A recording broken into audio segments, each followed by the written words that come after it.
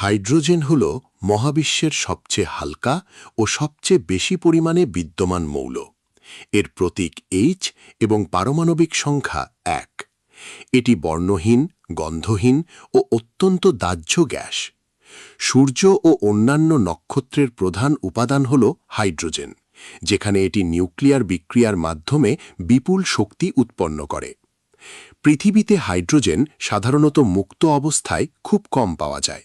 এটি বেশি দেখা যায় পানি ও বিভিন্ন জৈব যৌগের অংশ হিসাবে।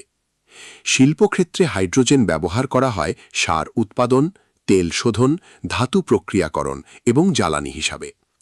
বর্তমানে পরিচ্ছন্ন শক্তির উৎস হিসাবে হাইড্রোজেনের গুরুত্ব দ্রুত বাড়ছে, কারণ এটি ব্যবহারের ফলে পরিবেশে কার্বন ডাই অক্সাইড নির্গমন খুব কম হয়।